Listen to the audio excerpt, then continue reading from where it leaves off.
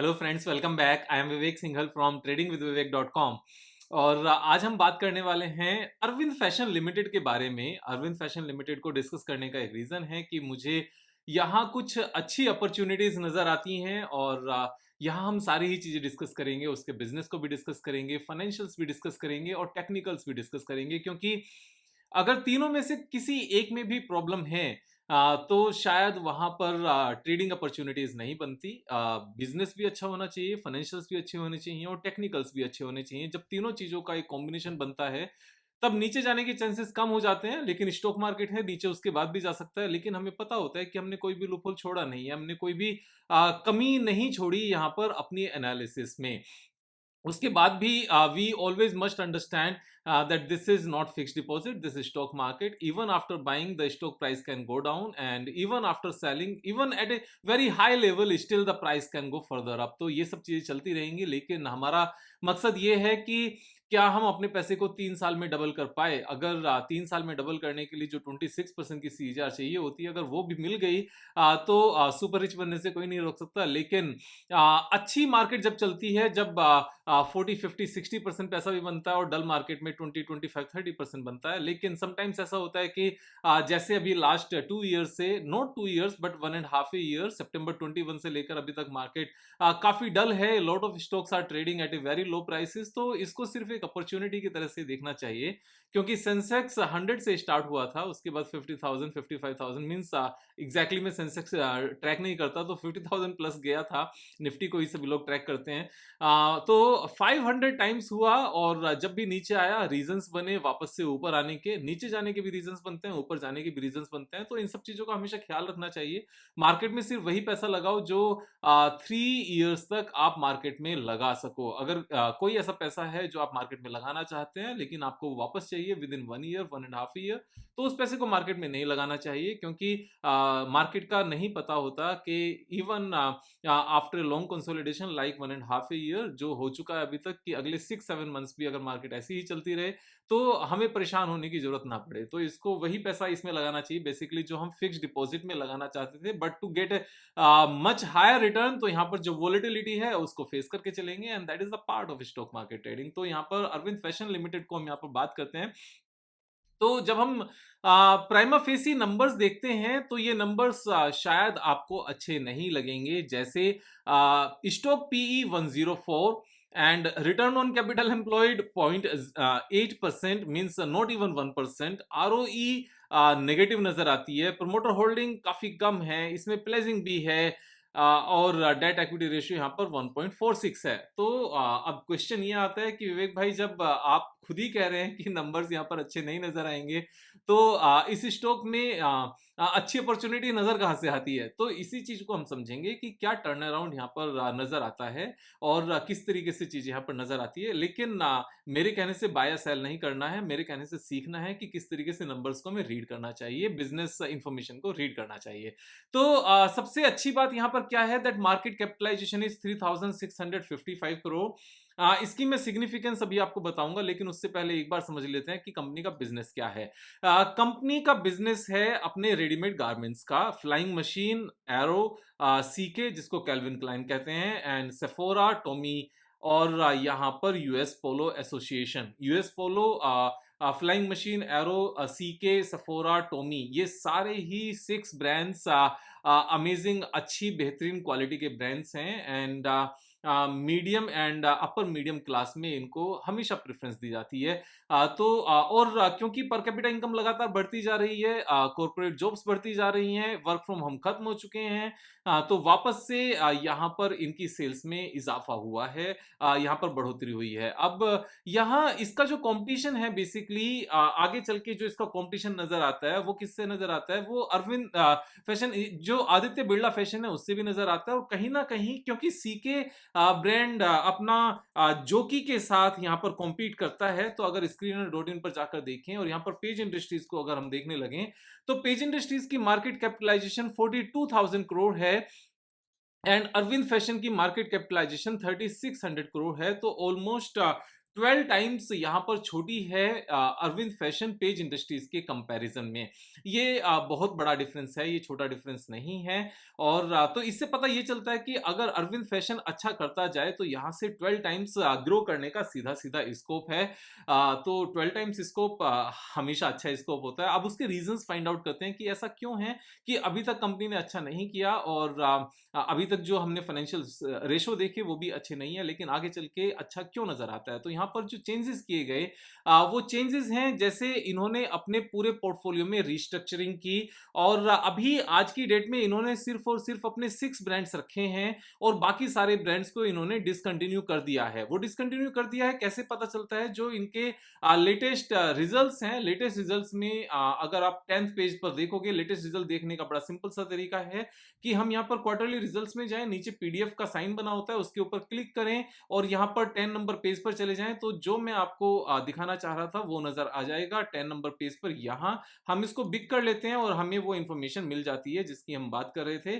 और वो इंफॉर्मेशन है बेसिकली इन्होंने अपने काफी सारे ब्रांड्स को डिसकंटिन्यू किया है। कौन कौन से ब्रांड्स हैं, जैसे Gap, Hanes, Newport, the children place, rough and tough and unlimited retail business have been presented as discontinued operation in accordance with the provisions of Indian accounting standard 105। तो यहां पर इन्होंने कितने सारे ब्रांड्स को डिसकंटिन्यू किया है, मैं थोड़ा सा इसको और बिग कर लेता हूं, शायद आपको और अच्छे से नजर आ जाए। गैप इन्होंने डिसकंटिन्यू कर दिया है, हेन्स इन्होंने डिसकंटिन्यू किया है, न्यूपोर्ट डिसकंटिन्यू किया है, द चिल्ड्रन प्लेस इन्होंने डिसकंटिन्यू किया, और रफ एंड टफ भी इन्होंने डिसकंटिन्यू किया है, और अनलिमिटेड रिटेल बिजनेस ये भी इन्होंने तो ये सारे इन्होंने डिसकंटिन्यू किए हैं। साथ में इन्होंने एक काम और किया, जो इनकी एक रिटेल चेन थी अनलिमिटेड रिटेल बिजनेस के नाम से, वो इन्होंने वी मार्ट को सेल कर दी है 175 करोड़ रुपीस में।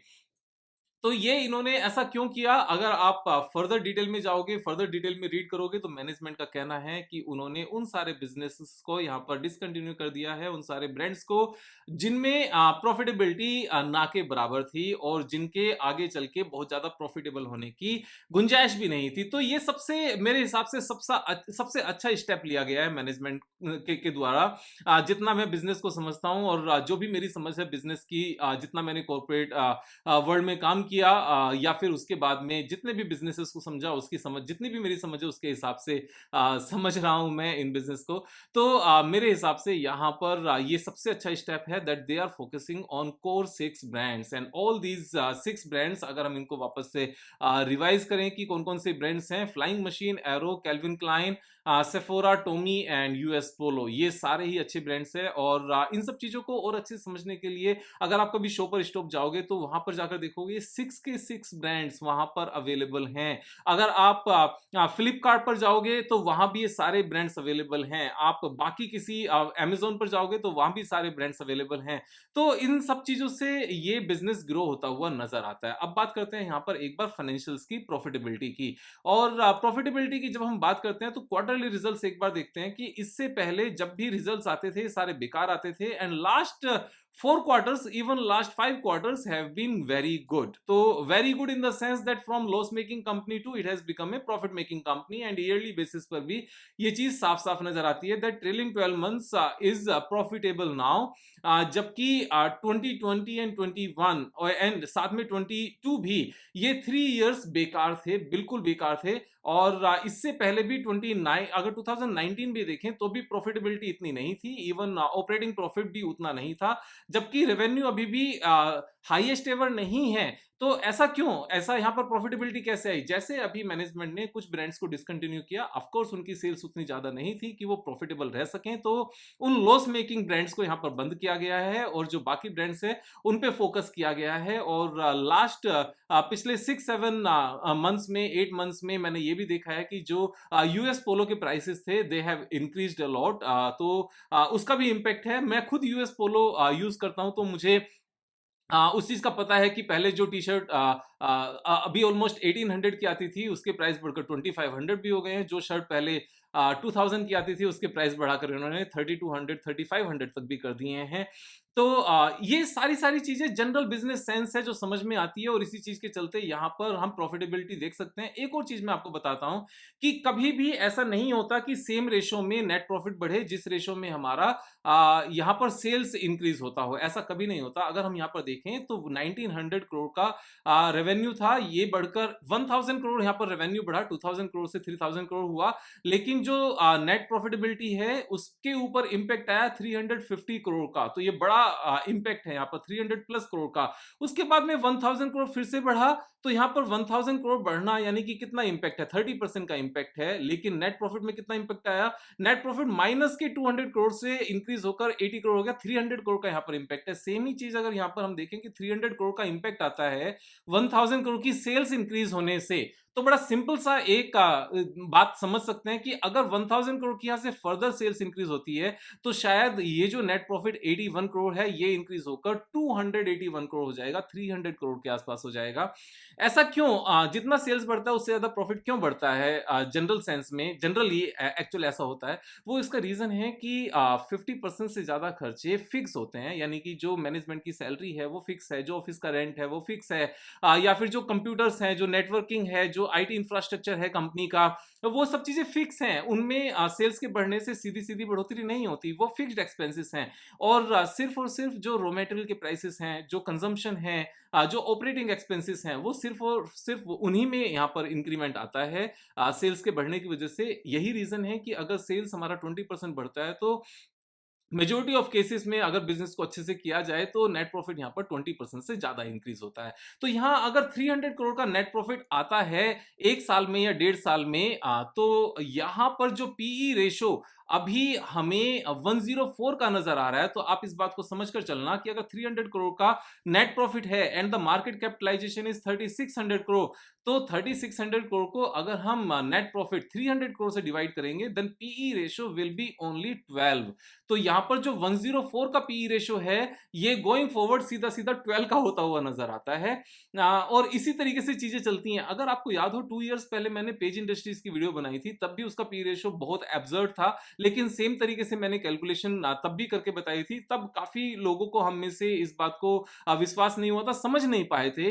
लेकिन उसके बाद सेम ही उसी तरीके से नेट प्रॉफिटेबिलिटी बढ़ी और जो पी रेशो है वो इंक्रीज नहीं हुआ, लेकिन शेयर प्राइस बहुत ज्यादा इंक्रीज हो गया क्योंकि पी रेशो सेम मेंटेन रहा यहाँ पर नेट प्रॉफिट बढ़ने के साथ साथ। क्योंकि नेट प्रॉफिट बढ़ता गया, पी रेशो कम होता गया, शेयर प्राइस फिर बढ़ा, फिर से पी रेशो सेम हो गया, फिर नेट प्रॉफिट बढ़ा, पी रेशो कम हो गया। तो नेट प्रॉफिट के बढ़ने से पी रेशो कम होता है। तो ये बड़ी सीधी सी इस कैलकुलेशन को करके देखना है, इस पूरे फंडे को समझकर देखना आप एक बार, तो ये चीज बिल्कुल साफ साफ नजर आती है। और जब यहाँ पर नेट प्रॉफिटेबिलिटी बढ़ेगी तो आरओसीई, आरओई और ये सब चीजें अपने आप से ठीक हो जाएंगी। और जब प्रॉफिट हमारे रिजर्व में जाकर ऐड होगा तो रिजर्व जो यहाँ बैलेंस शीट में नजर आता है और रिजर्व में जाकर वो जब 300 करोड़ ऐड होगा तो जो डेट इक्विटी रेशो है वो अपने आप से ठीक हो जाएगा। और डेट इक्विटी रेशो को आप आराम से देख भी सकते हो पिछले कुछ टाइम में कि 2100 करोड़ से के डेट से डिक्रीज करके ये अपने आप को 131 करोड़ पर ले आए हैं। तो यहाँ पर सिचुएशंस को इंप्रूव किया गया है, फाइनेंशियल्स को यहाँ पर बेटर किया गया है सभी पर्सपेक्टिव से। अब उसके बाद अगर शेयर होल्डिंग पैटर्न पर भी आते हैं कि मैनेजमेंट के पास इतने कम शेयर्स क्यों हैं, तो मैनेजमेंट के पास अगर कम है तो इस बात से उतना फर्क नहीं पड़ता क्योंकि एफआईआई स्ट्रॉन्ग हैंड्स के पास हैं और डीआईआई के पास हैं और पब्लिक के पास 36.33 हैं। और पब्लिक के पास भी 36.33 में से अगर हम 10% एंड 13% ये निकाल दें तो बेसिकली 23% ही रिटेल पब्लिक के पास है, बाकी सारा स्ट्रॉन्ग हैंड्स में है। तो रिटेल पब्लिक के पास 23% है, this is a good number. उतना ज्यादा सोचने की बात नहीं है। अच्छे सारी चीजें अच्छी हैं। अब बात करते हैं फाइनेंशियल्स की, which is a very important parameter to focus on. यहाँ पर जो हाईएस्ट एवर प्राइस था, हाईएस्ट एवर प्राइस वाज 810। मैं आपको बता दूं ये कंपनी एक्चुअल में अरविंद लिमिटेड का पार्ट थी। अरविंद लिमिटेड से इन्होंने अपने जो ब्रांड्स थे उसको सबको अलग करके एक फर्दर कंपनी बनाई थी, अरविंद फैशन लिमिटेड। इसका आईपीओ नहीं आया था। This was the demerge company from Arvind Limited. तो जब ये डीमर्ज हुई, डीमर्ज होकर ओपन हुई यहाँ पर आपका 442 एंड जब तक दिन पूरा क्लोज हुआ ये शेयर प्राइस 461 गया और उसके बाद में 810 तक इसको खींच कर ले गए और उसके बाद में इसमें सेलिंग प्रेशर आया। वो बहुत सारे रीजंस हो सकते हैं, but right now 277 is the price, और जिस प्राइस पर ये डीमर्ज होकर लिस्ट हुई थी और जहां से इसको ऊपर खींच कर ले गए थे लगातार अपर सर्किट के साथ, अगर ये वहां तक भी जाता है करंट प्राइस से तब भी इसमें 57-58% का अपसाइड पोटेंशियल है। But we are not talking about only 58% upside potential, उससे बहुत ज्यादा नजर आता है। लाइफ टाइम हाई तक तो इसका जाना बनता ही है, क्योंकि ये एक तरीके से पूरी टर्न अराउंड स्टोरी है। 3 टाइम्स तो इसका प्राइस जाना ही है, लेकिन उससे भी बहुत ऊपर जा सकता है। जिस तरीके से कंपनी की जो मार्केट कैपिटलाइजेशन है that is only 3600 crore rupees, and जो कॉम्पिटिटर हैं उनकी मार्केट कैपिटलाइजेशन बहुत ज्यादा है। अगर हम यहाँ पर आदित्य बिरला फैशन की भी बात करने लगे, एबी फैशन, यहाँ पर एबी रिटेल, एक मिनट बात करते हैं, एक बार आदित्य बिरला फैशन ही टाइप कर लेते हैं यहाँ पर, Aditya Birla fashion and retail limited, तो उसकी भी मार्केट कैपिटलाइजेशन 22,000 करोड़ रुपीस की है। और उसके भी अगर आज की डेट में नंबर्स देखोगे तो कुछ भी अच्छे नहीं है, सेम ही तरह के नंबर्स हैं, ऑलमोस्ट एवरीथिंग इज सेम, तो कुछ भी डिफरेंस नहीं है। लेकिन यहाँ 3600 एंड 22,000 करोड़ रुपीस में बहुत बड़ा गैप है, वहां तक मेरे हिसाब से इसको जाना चाहिए। यहाँ से 6-7 टाइम्स आराम से होता हुआ बनता है। और इसके टेक्निकल्स की अगर बात करने लगे then this is making a beautiful cup with handle pattern, और कप विद हैंडल पैटर्न में आप देख सकते हो दिस इज बेसिकली ये multiple complex cup with handle pattern, यहाँ पर ये बार बार बन चुका है और मार्केट के गिरावट के चलते वापस से नीचे आ चुका है। अब ये नीचे जो आया है फाइनली इसमें सपोर्ट कहां नजर आती है, this support is almost here. तो कभी भी किसी भी सिचुएशन में स्टॉक प्राइस को हम कभी भी परचेज कर लें, उसके बाद में फर्दर नीचे कभी भी जा सकता है 20%, 25%, 15%, तो उसके लिए हमें हमेशा मेंटली तैयार होना चाहिए। और अगर हम इस particular cup with handle pattern के टेक्निकल टारगेट की बात करने लगे then technical target is coming 602। तो यहां पर बेसिकली 3 टारगेट्स आते हैं। वन, जिस प्राइस पर ये लिस्ट हुआ था, सेकंड जो कप विद हैंडल का टेक्निकल टारगेट है, third life time high, and fourth जो इसके कॉम्पिटिटर हैं वहां तक इसको पहुंचना, जो वेरी लॉन्ग टर्म की हम बात करते हैं, 7-8-10 ईयर्स की बात जो होती है। तो यहां पर अलग अलग टारगेट्स हैं। अगर हम इमीडिएटली देखने लगे तो फर्स्ट टारगेट हमारा आता है 59%, जहां पर ये लिस्ट हुआ था डिमर्ज होने के बाद में। टेक्निकल टारगेट हमारा निकल कर आता है कप विद हैंडल के बेस पर 118%, और लाइफ टाइम हाई तक जाने में इसमें नजर आता है ऑलमोस्ट 192% गेन, यानी कि 3 टाइम्स का स्टॉक प्राइस का होना। सो इन सब चीजों को ध्यान में रखते हुए I am bullish on this stock. लेकिन एक बात हमेशा ध्यान में रखना कि यहाँ पर जितना भी प्रॉफिट है वो भी आपका है, जितना लॉस है वो भी आपका है। मेरा पर्पस आपको यहाँ पर किसी भी तरह की टिप्स देना नहीं है। सो प्लीज मेक श्योर कि आप इस बात का ध्यान रखें और कभी भी किसी भी सिचुएशन में अगर मेरी बात माननी है आपको तो एक ही स्टॉक में 5% से ज्यादा पैसे नहीं लगाएं, क्योंकि हम लोग सिर्फ अपनी जनरल सेंस के हिसाब से मार्केट में चीजों को समझ सकते हैं और समझकर पैसे लगा सकते हैं, लेकिन मार्केट कभी भी किसी के भी कंट्रोल में नहीं होती। गर्मी के मौसम में अगर हम समझने लगे समर्स के सीजन में कि 45 डिग्री टेम्परेचर हो गया है, इसके ऊपर कहाँ जाएगा, तो 48 भी हो सकता है, 49 भी हो सकता है, इस चीज को कंट्रोल नहीं किया जा सकता। और अगर हम समझने लगे कि अब तो अगस्त आ गई है, अभी थोड़ा सा रेनी सीजन आएगा, विंटर स्कूल ऑफ हो जाएगी, लेकिन अगर रेनी सीजन नहीं आया, मींस अगर रेंज थोड़ी सी डिले हो गई, तो यहाँ परेशान होने की बात नहीं होती। स्टॉक मार्केट में जो अपसाइड है और डाउन साइड है ये हमेशा इसी तरीके से सीजन्स के हिसाब से काम करता है, ये किसी के कंट्रोल में नहीं है। लेकिन ऑफ कोर्स विंटर्स के बाद समर्स के बाद विंटर्स आनी ही है, तो यहाँ पर भी अगर बिजनेस इंप्रूव हो रहा है, फाइनेंशियल्स इंप्रूव हो रहे हैं और स्टॉक प्राइस में टेक्निकल पैटर्न बन रहे हैं, तो वो ऊपर जाएगा ही। थोड़ा सा रुक के या थोड़ा सा जल्दी, बस वो एक पॉइंट है। और क्योंकि हमें इस वोलेटिलिटी और अनसर्टेनिटी को ध्यान में रखकर काम करना होता है, इसीलिए स्टॉक मार्केट में फिक्स डिपॉजिट से 5 टाइम्स 6 टाइम्स ज्यादा पैसे बनते हैं। So I am comfortable to make money even though there is uncertainty और वोलेटिलिटी इन द मार्केट। आप अपनी समझ के हिसाब से ट्रेड करते रहिए, सीखते रहिए। कल फिर मिलेंगे एक नई वीडियो के साथ, तब तक जय हिंद।